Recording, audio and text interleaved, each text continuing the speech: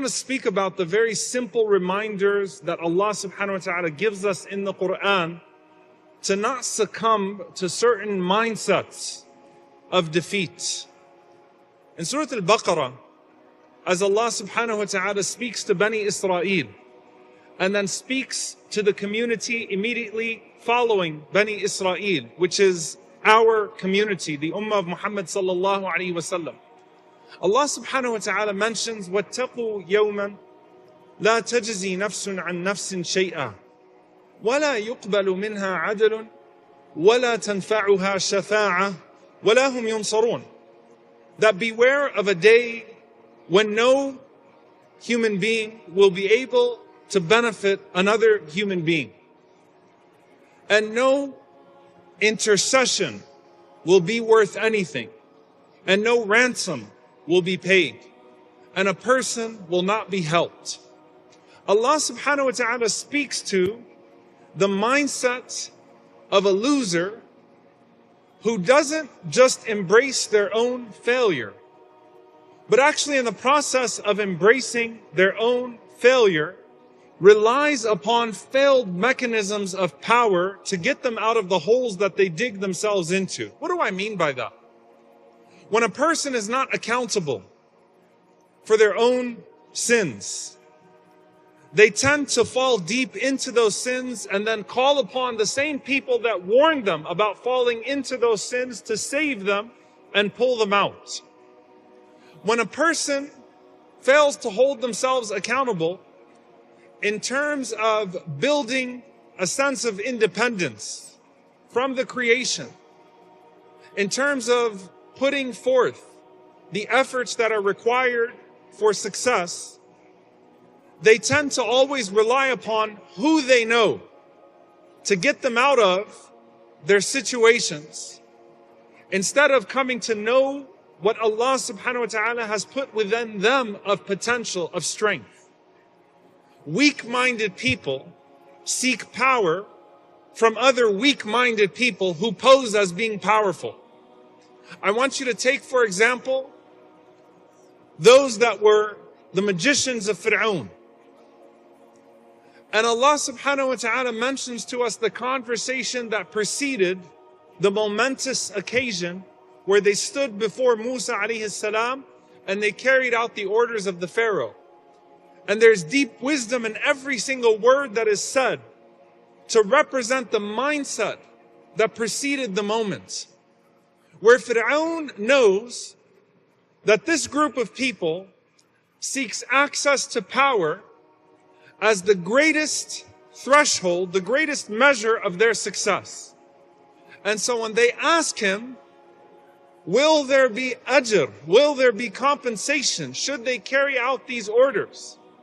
He responds to them and says, not only will there be compensation, but he will say, وَإِنَّكُمْ لَمِنَ الْمُقَرَّبِينَ. You will be amongst those who are brought near to me. I will give you access to power.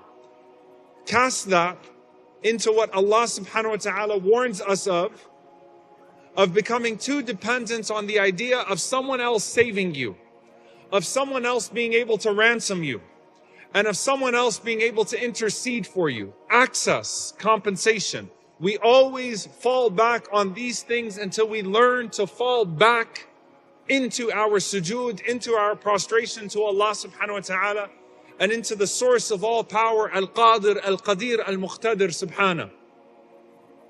And so he promises them that I'll bring you close. I'll give you access to me. You'll be brought near to me. And in the moments that they realize that the sorcery that they were under, the sorcery that they would practice, the lie that they used to sell to people, was now laid bare in the staff of Musa alayhi salam. In that moment, not only did they realize that the structure of power that they were deriving their purpose and their meaning from was actually meaningless, but that their truest sense of self-fulfillment was going to be found in submission to Allah subhanahu wa ta'ala, they were just introduced to in those moments with the staff of Musa alayhi salam. And suddenly these magicians, whose eyes lit up at the idea of being muqarrabin, being brought near to the Pharaoh, threw themselves into sajda, threw themselves into prostration, and said, Amanna bi Rabbi Musa. We believe in the Lord of Moses. We believe in the Lord of the Pharaoh. We believe in Rabb al-Alameen. We believe in the Lord of the worlds. And I want you to think about the image. Think about the change, not just of the spiritual state, but think of the change of the mindset. If you were to see these cronies in a palace the day before with Fir'aun, when he says, وَإِنَّكُمْ لَمِنَ الْمُقَرَّبِينَ, what a pathetic state they were in. Their eyes lit up. We're in. If they could take selfies with the Fir'aun, they would have taken selfies with the Fir'aun. We're in. Did you hear that, guys? We're close to him. We're good now. We have power. We have purpose. And anyone that actually has a brain, that actually has a conscience, would look at them from the outside. If you were watching them in a movie and you watch reenactments of the Fir'aun and those that are around him, not connecting the dots to the modern day pharaohs and those that are around them, the cronies that are around them. You watch them and you say, how pathetic their glazed eyes at a human being that is just as lowly as them. And then the next day, that moment where they're on the ground, their faces in prostration to Allah subhanahu wa ta'ala, knowing that not only have they disqualified themselves in the process from nearness to power, but they have earned themselves death.